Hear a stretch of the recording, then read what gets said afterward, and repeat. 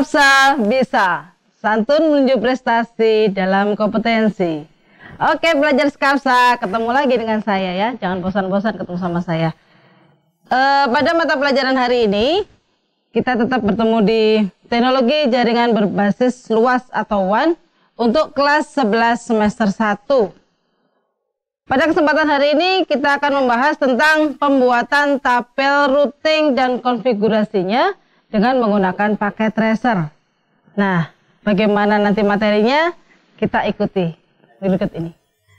Oke, belajar Skapsa.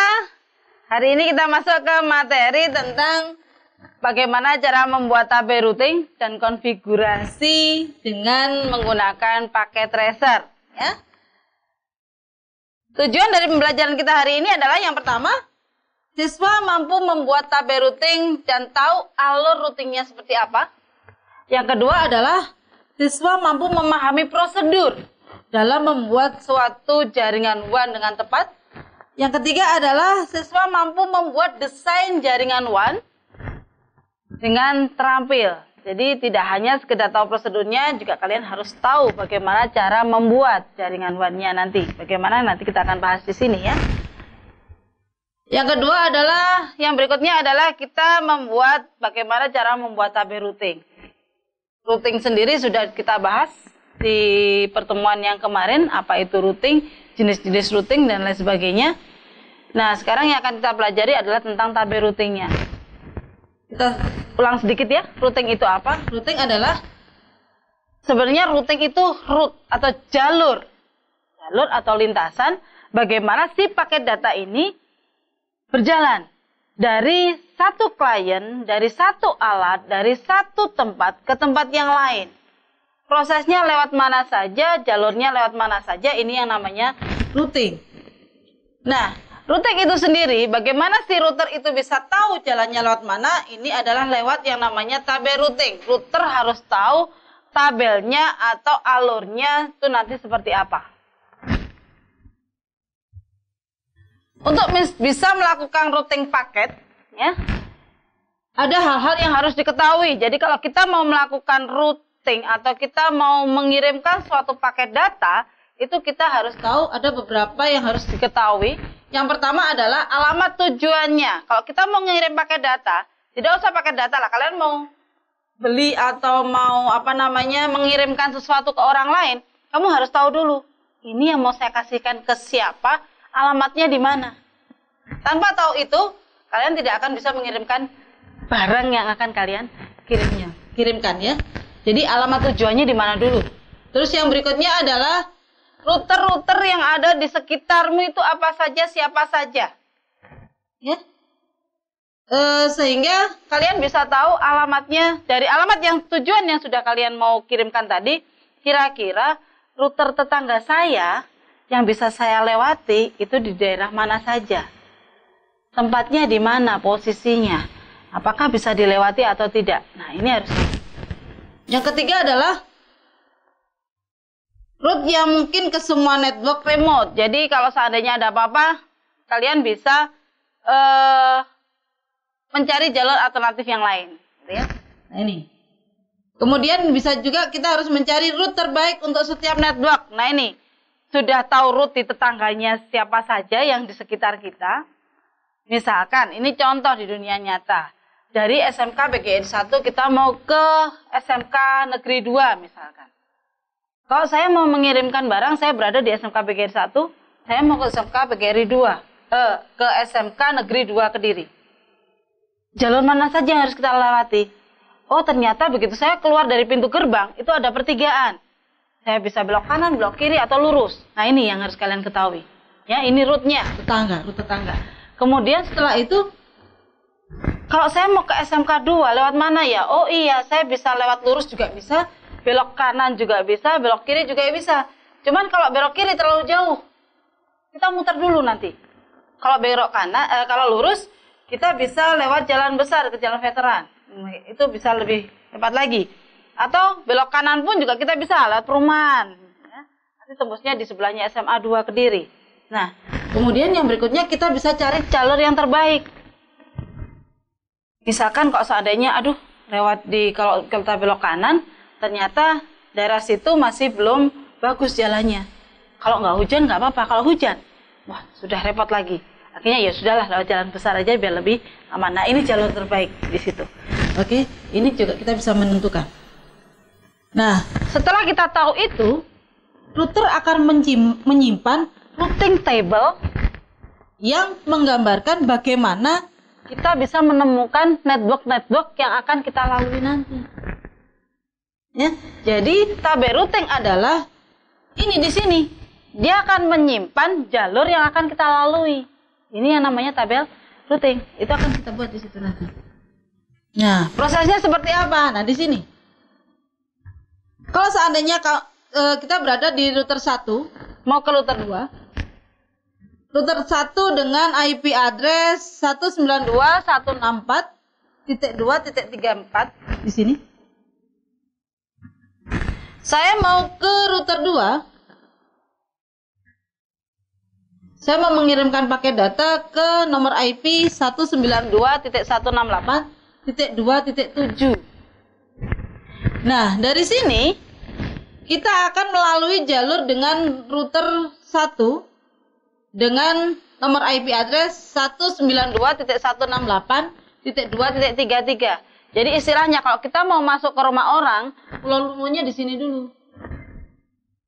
Setelah kita masuk ke router, kita keluarnya dari mana? Oh, kalau kita mau ke ke klien 2 ini, kita harus keluar dengan melalui nomor IP 192.168.2.1.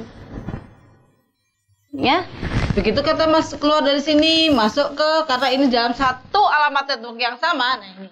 Apa itu alamat network? Kita akan bahas nanti di kelas 1 ya, sudah kita bahas di sana. Nah, ini dengan alamat yang sama dan sama-sama di kelas C dengan alamat net ID-nya itu adalah 192.168.1.0. Ya, ini net ID. Jadi jalur yang sama, alamat yang sama. Ini akan bisa saling berhubungan. Setelah masuk ke router yang kedua, setelah itu kita akan kalau kamu mau ke PC yang kedua, klien yang kedua, berarti kita harus keluar lagi melalui nomor IP 192.168.2.1. Baru kita bisa masuk ke nomor ke PC yang kedua ini. PC tujuan kita, klien tujuan kita. Nah, ini yang harus kalian tahu. Yang saya sebutkan ini tadi, dengan jalur-jalur ini, itu nanti yang akan kita gambarkan di tabel routingnya. Ya? Oke. Nah, ini yang tadi kita bahas. Ini contoh yang tadi ya. Untuk pengiriman data, tabelnya. Nah, ini ada tabelnya. Ya, ini tabelnya. Jadi, di router pertama, dengan alamat desk address-nya, itu alamat IP address-nya tadi, net ID-nya, itu adalah 192.168.1. Ya. Nah, dengan ETH1 di sini ya. 168.1 di sini. Maaf. Ya, di situ. Jadi dari kita dengan net ID 192.168.1.0 kita bisa masuk, kita bisa berhubungan dengan router yang kedua nanti di situ.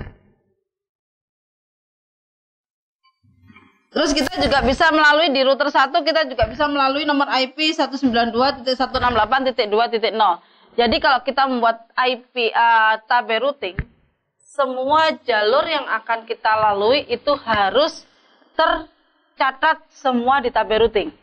Jadi alamat IP mana saja itu harus tahu. Net address-nya harus tahu. Nah, net ID dari IP address-nya itu kalian harus paham dan harus tahu di mana, jalannya apa, alamatnya di mana. Nah, ini ya. Jadi kalau di sini kalau dari 192.168.2.2 itu berarti saya harus nantinya akan melewati jalan yang namanya gitu ya.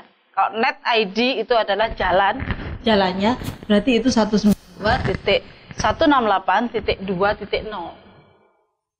Baru setelah itu saya akan lanjut ke 192.168.1.0 masuk ke sini nantinya jalurnya. Ya, jadi semua dituliskan satu per satu sampai kita ketemu dengan nomor IP yang akan kita tuju. Ini di router 1. Berikutnya kita masuk ke router 2. Di router 2 ketemu sama siapa saja? Oh, ternyata di router 2 kita ketemu di sini jalurnya. Sama kan? Nah, ini dalam satu jalur. Jadi 192.168.1.0 itu selalu akan ada. Kenapa? Karena dia masih dalam satu jalur. Gitu ya. Nah, ini. Baru nanti kita ketemu di 192.168.2.38. Nah, ini ketemu di titik 33, sorry ya. 2.33. Nah, begitu seterusnya sampai semuanya sudah tercatat. Ini di tabel routing. Oke, setelah tadi belajar tentang tabel routing, ini ada tugas mandiri. Silakan nanti dikerjakan tugas mandirinya. Tugasnya adalah kalian saya minta untuk membuat suatu desain jaringan WAN dengan 12 PC, dengan 4 hub atau switch, dan 2 router. Silakan bentuknya bisa kalian buat sendiri, modelnya mau seperti apa.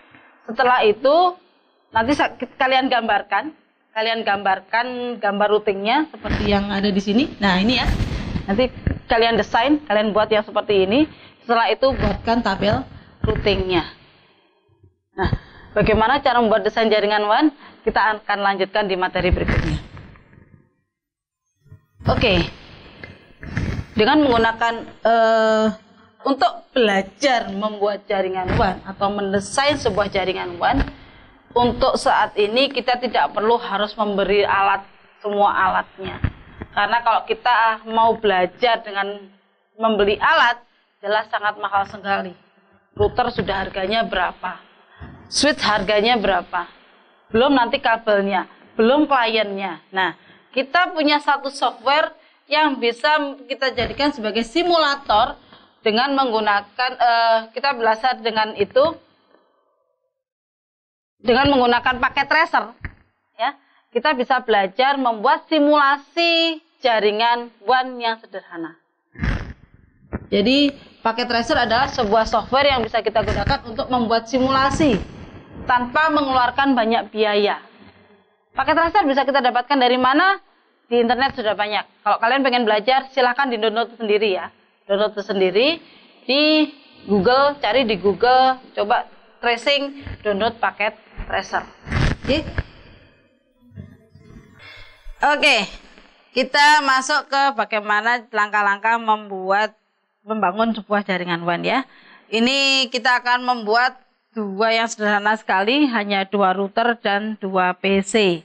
Nanti kalian bisa buka di paket tracernya, dicari yang router ya, di bagian bawah ada router, silakan diambil, ditancapkan di sini ya. Nah, setelah dibangun routernya, 2 router dengan 2 PC, kemudian langkah berikutnya adalah dengan menghubungkan peralatan itu dengan menggunakan kabel jaringannya. Ya. Nah, ini dihubungkan masing-masing. Dari router ke PC, kemudian dari router ke router, dan dari router ke PC lagi. Yang ketiga adalah setelah terhubung jaringannya tadi, kemudian masukkan IP address. Klik icon PC pada desktop, kemudian klik configuration, kemudian setting. Nah, akan muncul seperti ini. Tadi pada saat kita melakukan pengkabelan ini, kalian langsung menentukan nantinya akan di mana. Di fast Ethernet 00 atau di fast Ethernet 10 dan seterusnya. Nah, di situ nanti akan kalian klik di sini. Diklik di sini. Kemudian silakan dimasukkan nama IP address-nya berapa, nomor IP address-nya berapa ya. 19 misalkan, ini misalkan, tidak harus seperti ini. Silakan kalian coba sendiri nanti 192.168.2.1 misalkan.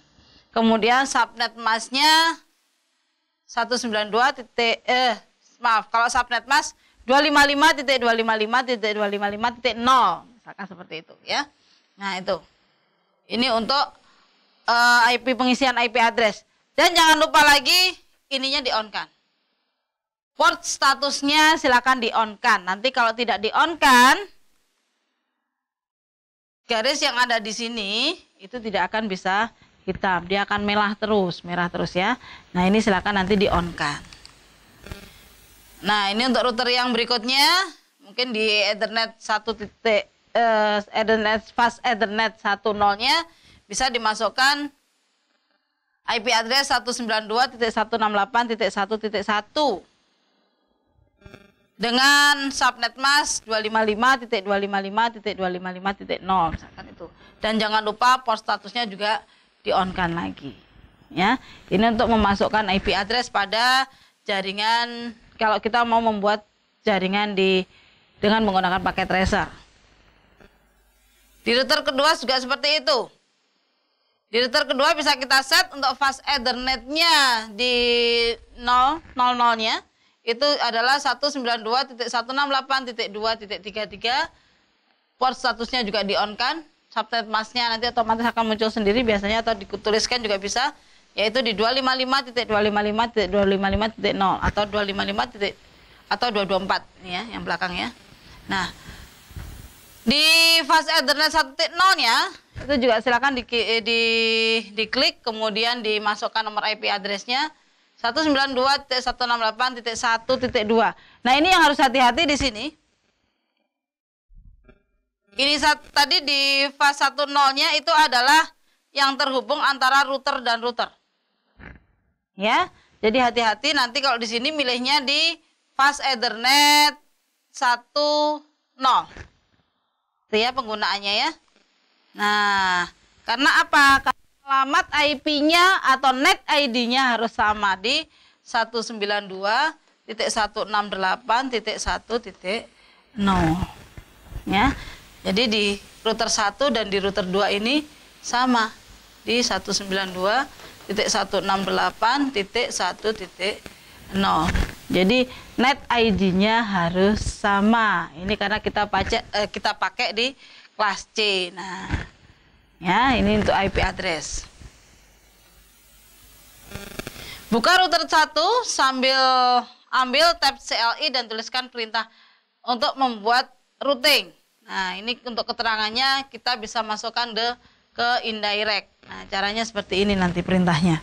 Kalau di paket tracer memang kita harus menuliskan perintah ya. Nah, ini. Buka di router 2 juga kita bisa menuliskan ini untuk memasukkan gateway dan net mask-nya. Gitu ya. Kalau sudah kita buat jaringannya jadi, nah, baru setelah itu kita bisa ngeping. Ping itu buat apa? Ping itu adalah untuk melakukan, kita bisa ngecek apakah jaringan kita sudah terhubung atau belum. Atau kalau di paket tracer kita bisa dengan menggunakan misalkan dengan mengirimkan email, ada gambar email, nanti bisa kalian coba dari komputer satu ke komputer yang kedua. Kalau bisa terkirim sukses, berarti jaringanmu sudah benar ya, atau kalian sudah membuat suatu jaringan WAN dengan benar. Nah, ini. Oke, sampai di sini materi kita hari ini. Selamat mencoba, selamat belajar, selamat mengerjakan tugas. Semoga materi ini bermanfaat buat kalian semua. Terima kasih. Baiklah belajar Skapsa, demikian materi kita hari ini mengenai pembuatan tabel routing dan konfigurasi menggunakan paket tracer. Untuk pengumpulan tugasnya, tugas mandirinya yang tadi, bisa melalui Google Classroom masing-masing ya. Tetap semangat mengerjakan tugasnya, tetap jaga kesehatan, jangan lupa jaga kebersihan diri dan kebersihan lingkungan. Kemana-mana pakai masker, kalau bisa di rumah saja, sambil mengerjakan tugasnya dengan baik. Oke? Jangan lupa like dan komen untuk mendukung program ini. Klik subscribe dan tekan tombol lonceng supaya tidak ketinggalan informasi, dan share jika menurut kalian video ini bermanfaat untuk orang lain. Sampai jumpa di video kita selanjutnya. Salam Skapsa bisa. Sekolah berbudaya industri berkarakter wirausaha menjadi idola sekediri raya.